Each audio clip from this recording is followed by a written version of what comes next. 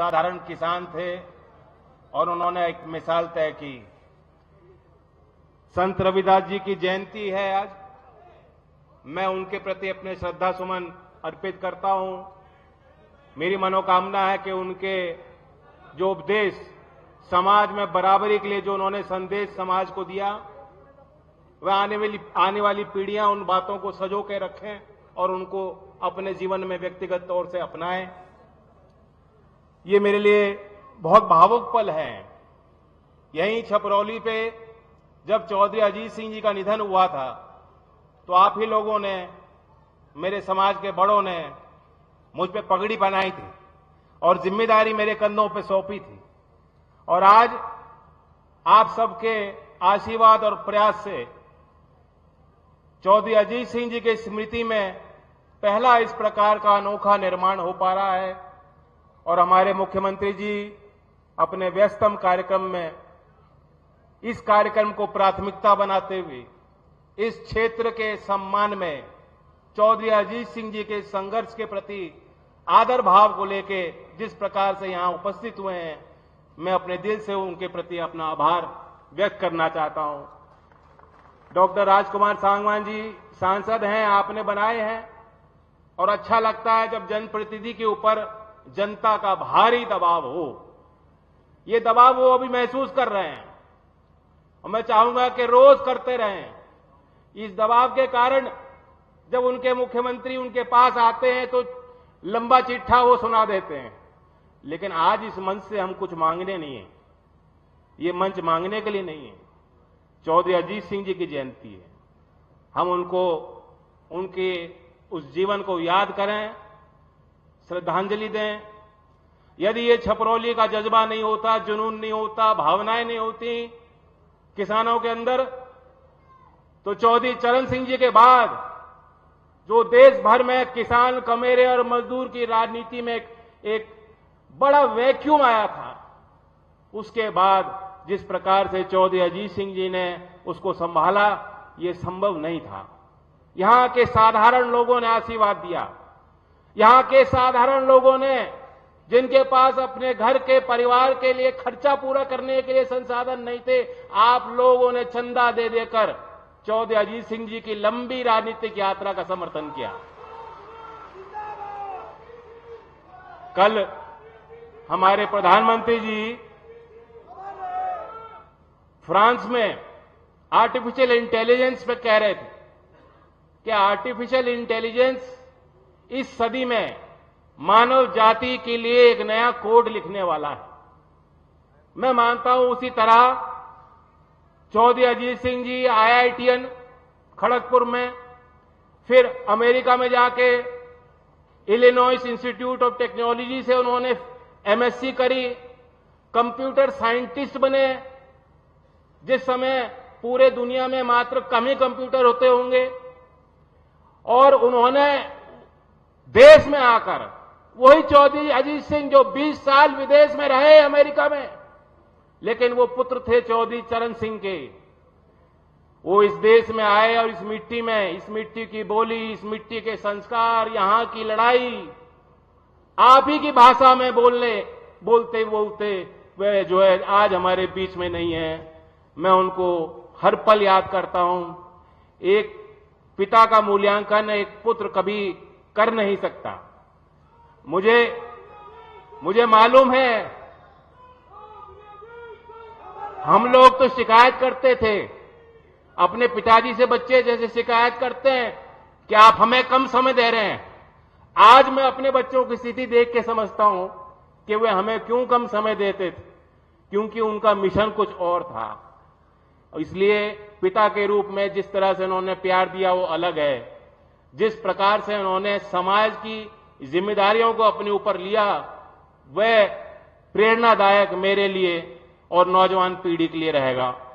आधुनिक भाषा बोलने वाले, दुनिया की उभरती तस्वीर समझने वाले और गांव की भाषा बोलने वाले, किसान के बीच बैठने वाले, किसान के दुख दर्द को और समस्या को समझने वाले, उस दौर में वो एक अनोखे राजनेता थे।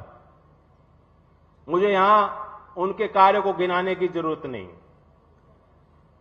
अनेकों उदाहरण हैं। बल्कि जब मैं आपके बीच आता हूं, आप ही मुझे बैठा के कुछ किस्सा उनके बारे में सुनाते हो।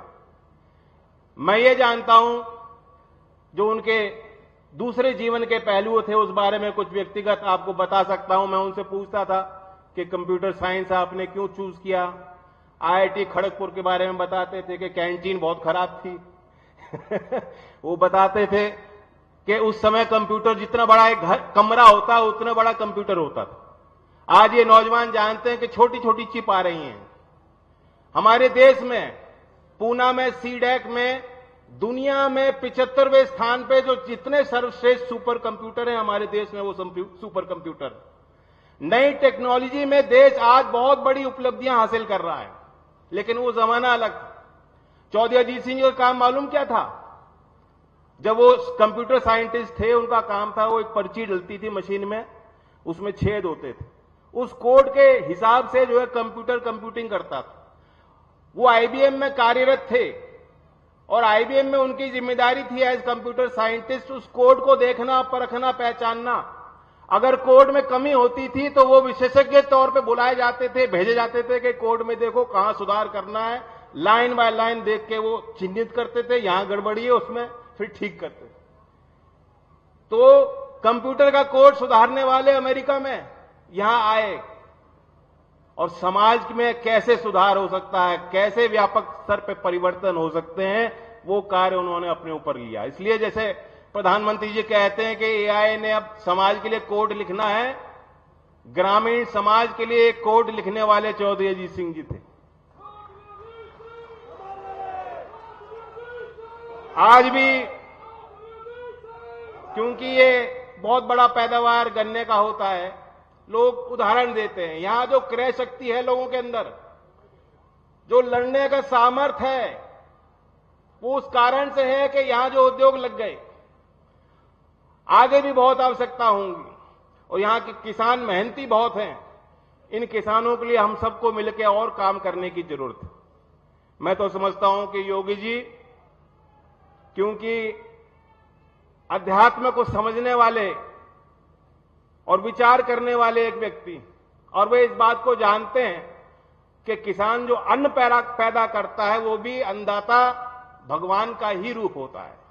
इसलिए मैं मानता हूं कि किसान के किसी विषय पे जब कोई भी मसौदा मुख्यमंत्री जी के स्तर पे पहुंचता है तो उनकी कलम अपने आप चल पड़ती है, वो रुक नहीं सकती। और इसलिए मुझे विश्वास है सरकार पहले ही बेहतर काम कर रही है, लेकिन कुछ लोग हैं विपक्ष का अपना काम, वो अपना काम निभाते हैं, लेकिन उनके अंदर एक नकारात्मक सी भावना बैठ गई है।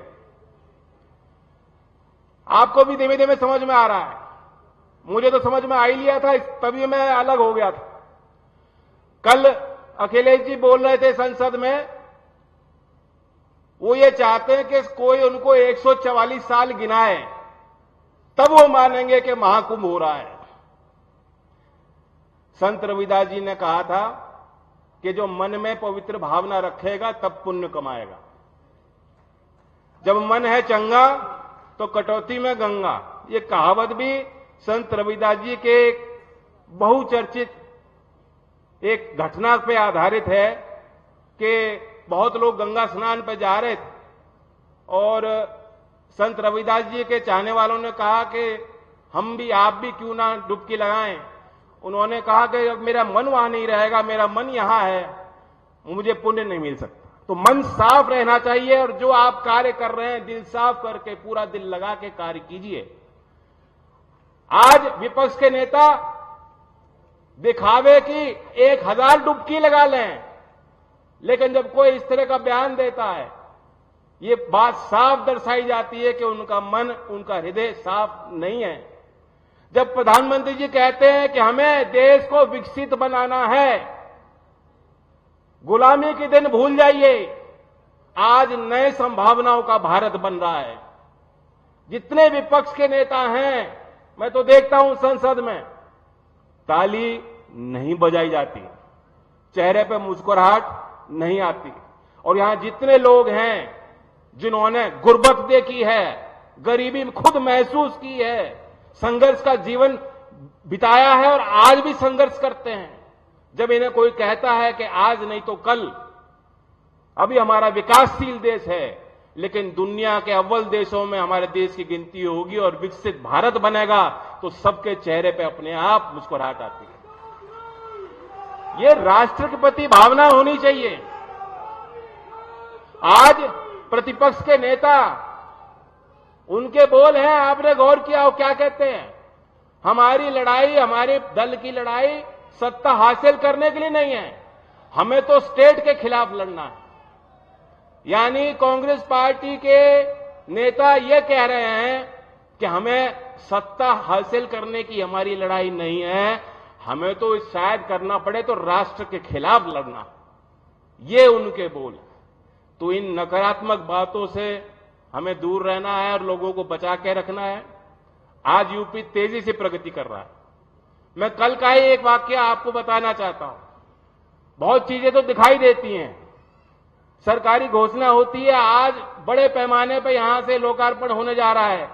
ये भी चौधरी अजीत सिंह जी का सम्मान है और आपका सम्मान है कि क्षेत्र धरती पे आके मुख्यमंत्री पूरे प्रदेश की योजनाओं पे मुहर लगा रहे हैं।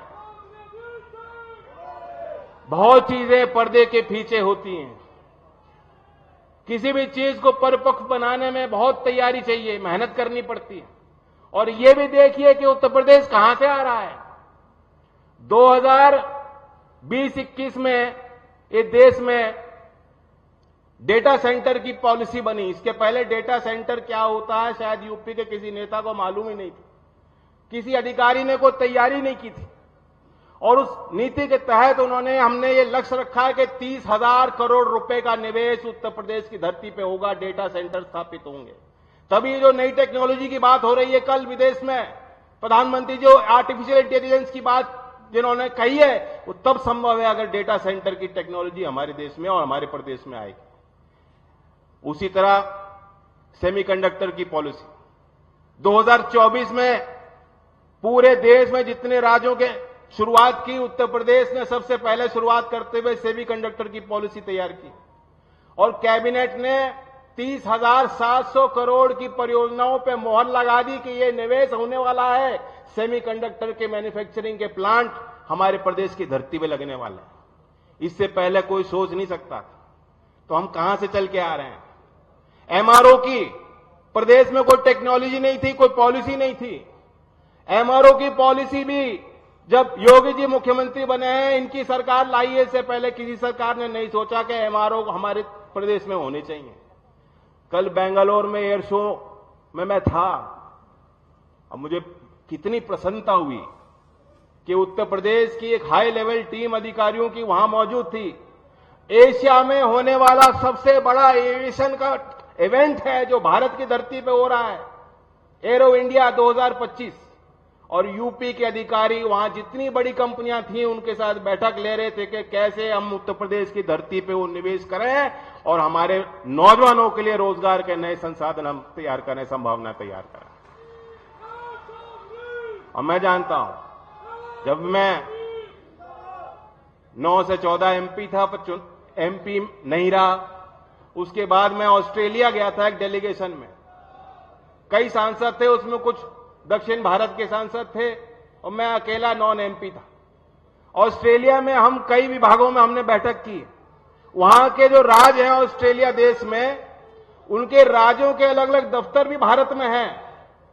और जब उनके राज्य के हम सरकार के साथ बैठक करते थे तो भारत का उनका मानचित्र था, कहां कहां उनकी इंडस्ट्री है, कहां कहां उनके दफ्तर हैं, कहां कहां उनकी परियोजना लग रही है, कहां कहां वो निवेश करना चाहते हैं, उनको इंकित कर रखा था, निशान लगे हुए थे।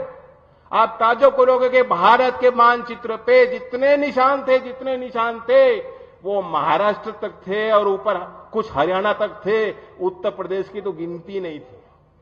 उत्तर प्रदेश मानो कोई है ही नहीं राज्य उत्तर देश में।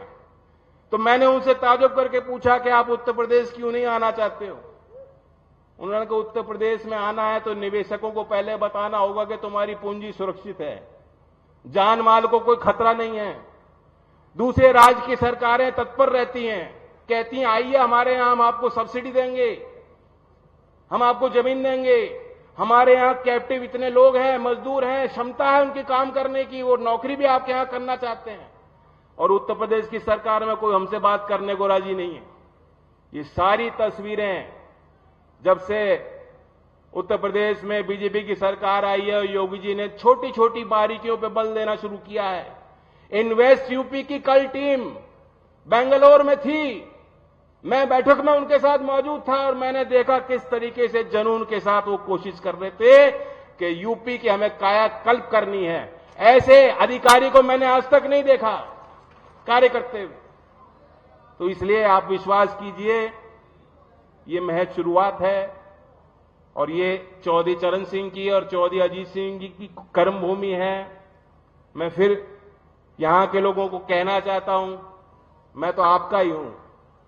इस यात्रा में आपने मुझे यहां तक पहुंचाया,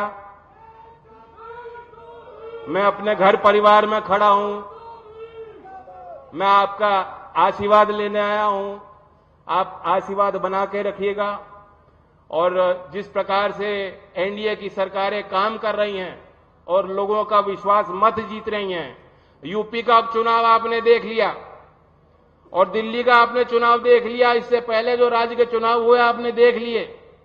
तो इसलिए लोक दल के कार्यकर्ता, बीजेपी के कार्यकर्ता और एनडीए घटक दल के कार्यकर्ताओं को और ज्यादा मेहनत करें, लोगों के बीच जाएं, लोगों की समस्या समझें, उनका हल करें। ये सरकार की पूरी ताकत जन कल्याणकारी योजनाओं को आगे बढ़ाने में लगी है और मैं धन्यवाद देता हूं मुख्यमंत्री जी को एक बार फिर कि आप आए और ये प्रेरणा स्थल है। मेरा मंत्रालय भी यहां बहुत कोशिश कर रहा है। इस संस्था में जहां हम लोग खड़े हैं, इसकी भी अपनी 75 साल का इतिहास है और मैं जानता हूं कि शिक्षा विभाग में यूपी ने कायाकल्प योजना में, अलंकार योजना में शिक्षण संस्थानों को, बुनियादी ढांचों को विकसित करने के लिए जो प्रयास किए हैं, अब वो प्रभाव और असर दिखाई देने शुरू हुए हैं। असर की भी रिपोर्ट अभी आई है। सामाजिक संस्था है, अब तक बहुत आलोचना करती थी, उस रिपोर्ट ने भी माना है कि सभी राज्यों में सबसे ज्यादा शिक्षा में अगर सुधार हुआ है तो उत्तर प्रदेश के सरकारी स्कूलों में वो सुधार हुआ है। लेकिन ये शिक्षा और विद्या का मंदिर है। मैं मांगने तो नहीं खड़ा हुआ हूं, लेकिन मेरा भी विभाग है, मेरी भी जिम्मेदारी है और हम भी हाथ बटाएंगे और मैं चाहूंगा कि मुख्यमंत्री जी भी इस संस्था पे भी अपनी नजर रखें, अपना संरक्षण दें।